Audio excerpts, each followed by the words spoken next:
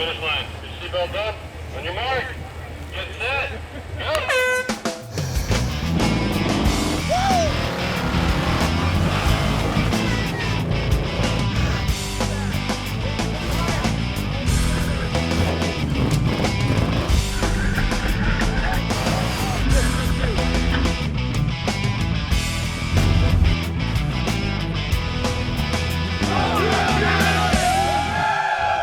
Top Truck Challenge 2014, presented by 4 Wheel Parts. First up for the competitors is the driver's meeting with the event coordinator, Robin Stover.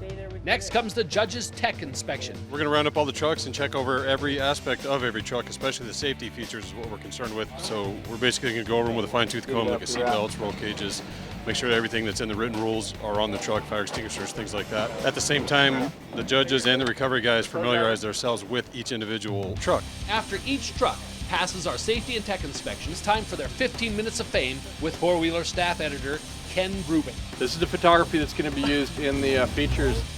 Hi, I'm Tracker Jay Bain. It's a 1969 Ford Bronco. My name's Matt Christian. I'm bringing my 95 S10. It's a big green money pit. My name is Joshua Hardy. Got a 1989 Suzuki Samurai. I'm Josh Harris. I'm driving a 1992 GMC Jimmy. My name's Daryl Horsley. I drive a 1991 Ford pickup F-250. Name's Rob Inglis. I'm running a 96 Dodge Ram. I'm Rick Jensen. I'm driving a 1963 International Harvester Scout. I'm Earl Middleton. I'm driving a 72 International pickup. My name's Jeff Noggle. I drive a 92 GMC 1500. My name is Richie Tremblay. My truck is a 96 Chevy S10. Top Truck Challenge 2014, welcome to it! I'm your host, Stan Pruitt. We're starting with the tow test. We're pulling an M936A2 up the hill weighing 38,000 pounds. Why? Because we can. Here we are with the 69 Bronco. Now we're going to send these boys up. Welcome to Top Truck Challenge 2014, boys. On your mark, get set, go!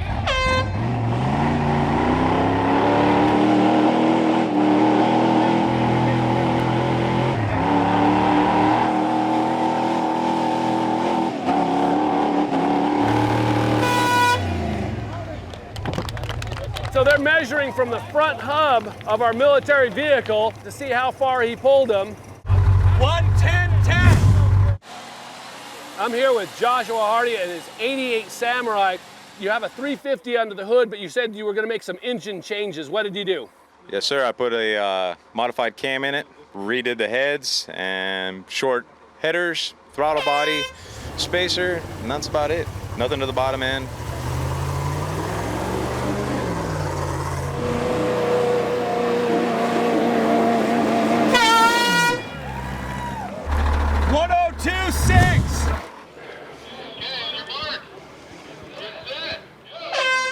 All right, along with his engine, he's got a 203, 205 doubler.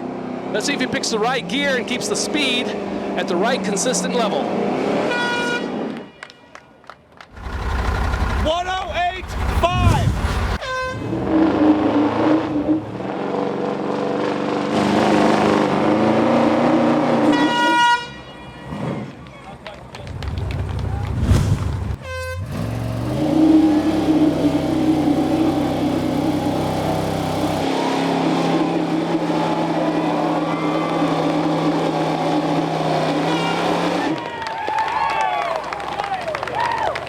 Awesome!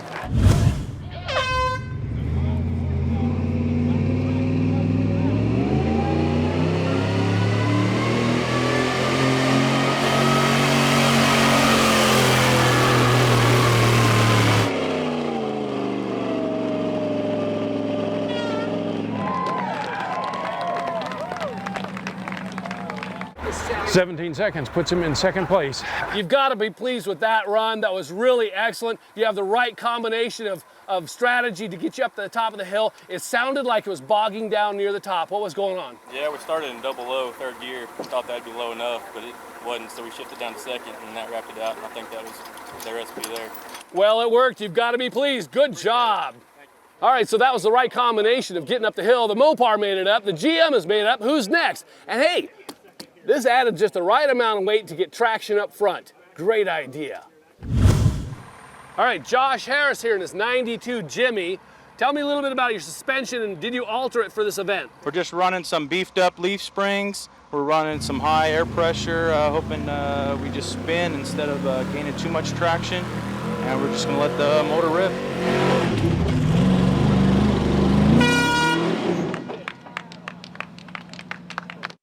All right, and you're running a Ford 460. How much horsepower and torque are you putting out? We're probably around 5 horsepower, 550 torque.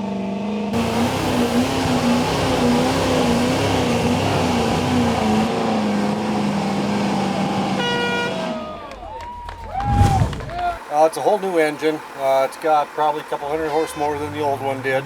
And suspension's basically the same. I'm running a high tire pressure, about 25 in the back, 20 in the front. I'd rather spin than hop. We'll see what happens.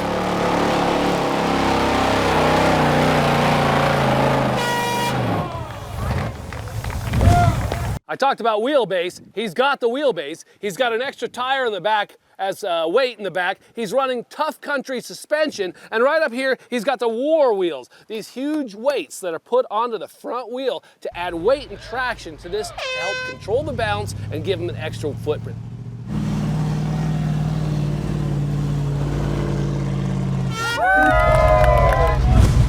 At the completion of the tow test, Rob, in his Dodge, named Electric Lettuce, don't know why, but it fits, comes in first place with 14-second full pull. Frame Twister!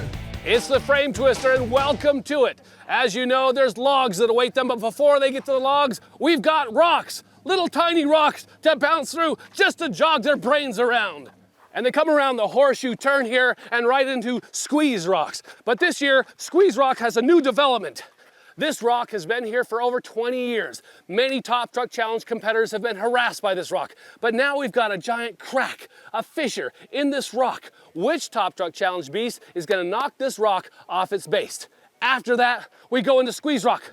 Tight, tight, tight fit, into a little mud and beyond. And now we come to the main course of the Frame Twister. This is what everybody's been waiting for. The logs. These logs have harassed many Top Truck Challenge competitors.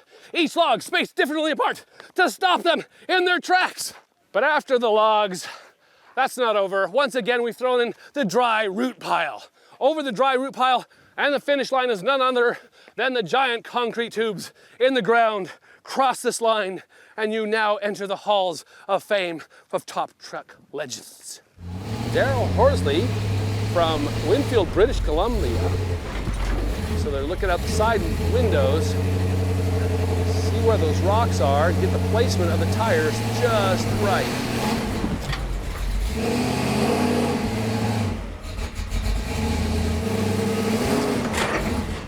Big tires, lots of leverage on small parts inside the axle housing. Even though those are rock wells, still think about the leverage of those huge tires on a shaft that size.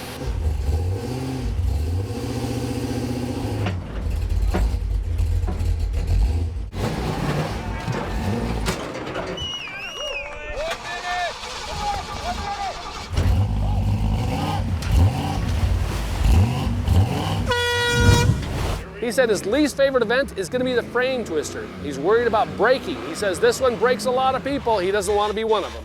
So remember, this is his least favorite event. He does not want to brake, but so far, he's putting on a great show.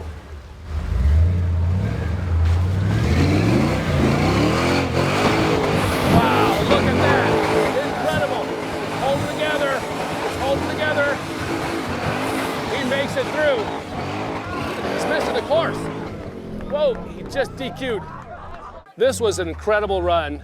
You made it through there in less than 2 minutes. My plan was to pull in and pull cable, and my mind changed when I seen it. It appeared smaller than I thought it was, and that wasn't the case, but I think we did all right. We'll be back together for the next one. So. Rick Jensen takes off in the frame twister. Now Rick was here before as an alternate, so he's familiar with the course. So he's got some experience and a well played out rig. A 440 Mopar powered Scout with rear steer, and he knows how to use that rear steer like an expert. It's tough, and as you can see, I think the spotter is actually helping him with the rear steer, and look how he just works it right through the squeeze rocks in, I believe, under 40 seconds. He seems pretty anxious to get through this. He's gonna try the gentle approach at first. Now he's into it. That 440 screaming.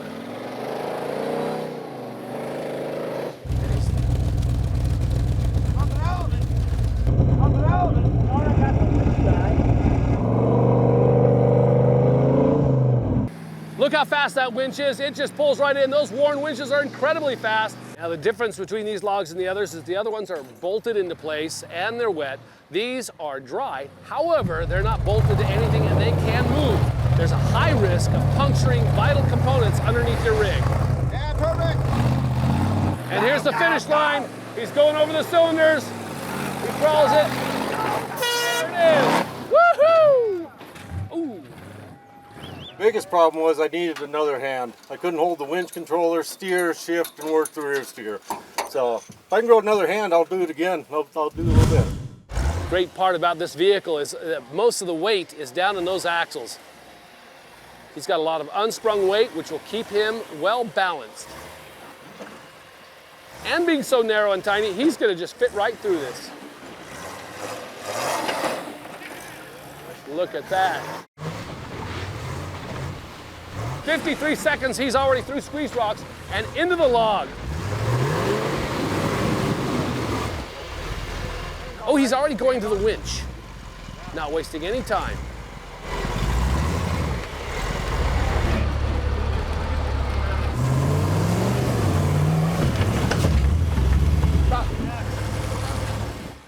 He's a light enough vehicle that he might not move them around as much as the last competitor. Every time they put the weight on the front of that log, it pivots up and starts sticking him in the back. So they're trying to spend some time to negotiate that. And the log's settling down and he's over it. Now they have to hurry. 10 seconds.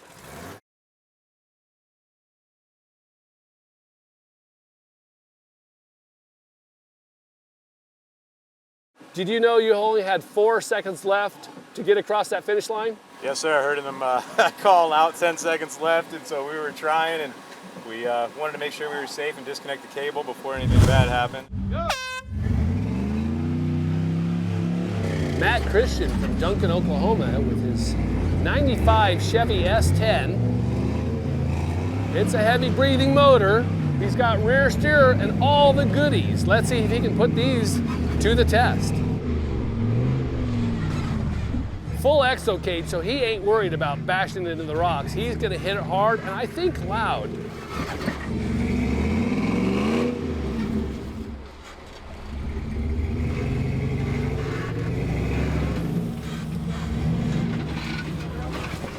Look at that, crawls right over the top of that rock without even batting an eye. 55 seconds through squeeze rock, he's into the logs. Let's see if his strategy is hit it hard or crawl it. He's taking his time, those Mickey Thompsons are hooking up, look at that.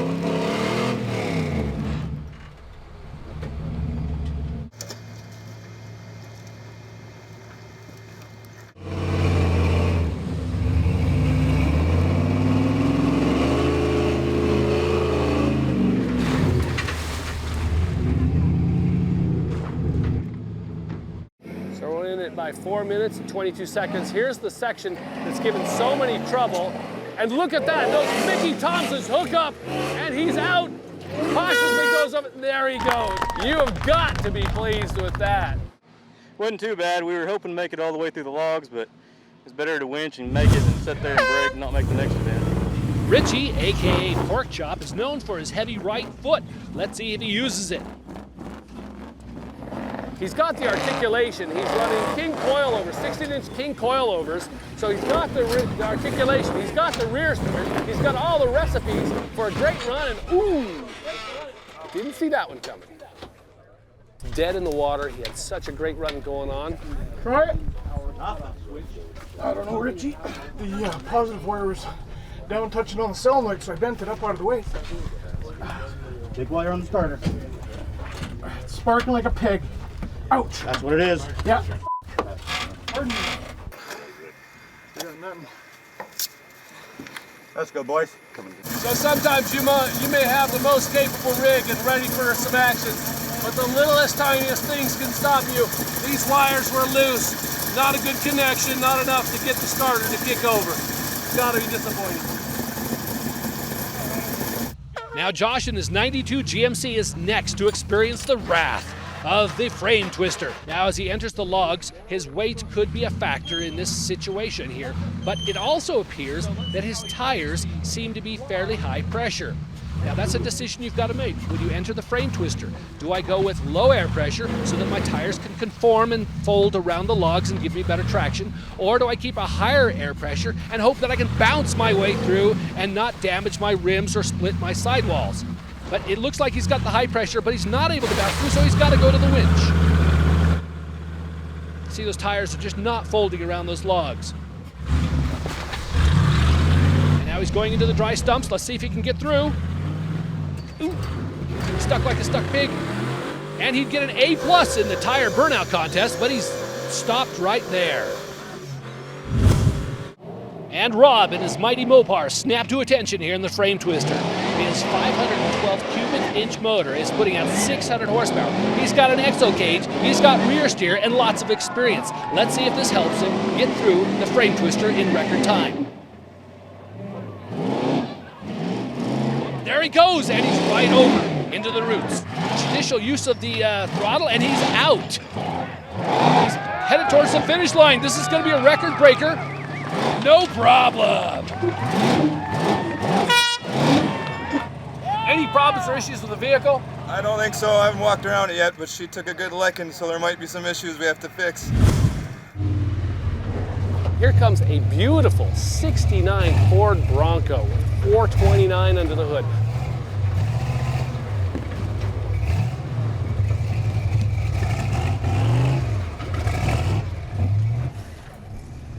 Changes his gears. And now let's see if he uses that skinny pedal that his spotter's been teaching him to use. We realized that it's something about the clutch linkage. Tell me what happened. Clutch went to the pedal went to the floor and had no clutch. Everything got bound up and we can't get it out of gear, and we're getting too close to going out of bounds, so we just called it. No clutch, man. That's a lot of binding here with lockers, big tires, and you know, big motor pointed in the wrong direction. And here comes Earl Middleton. Now he's the father of the Middleton brothers that ran in the competition last year. Now the father's running, so the whole family's involved in this.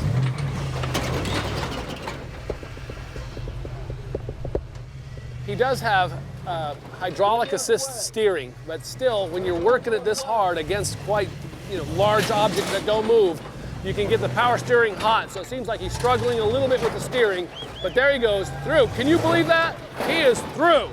The crowd's cheering him on. He's working the old boy.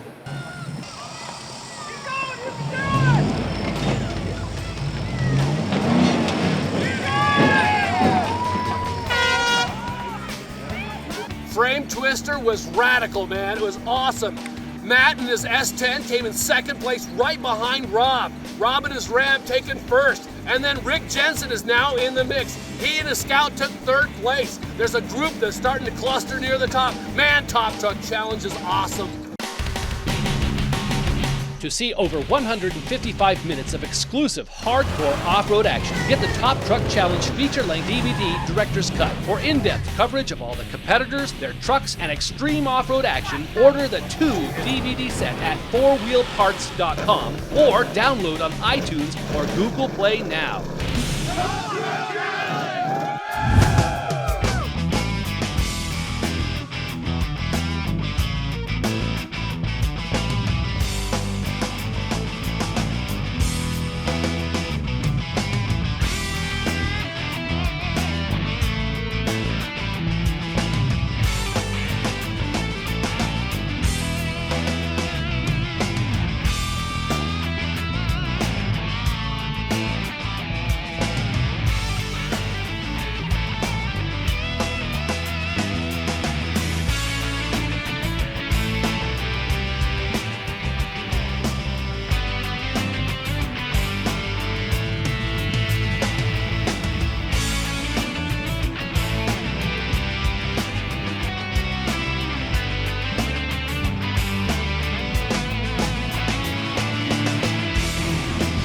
hooking up. He's trying to find the right gear combo, get the right wheel spin. There it is!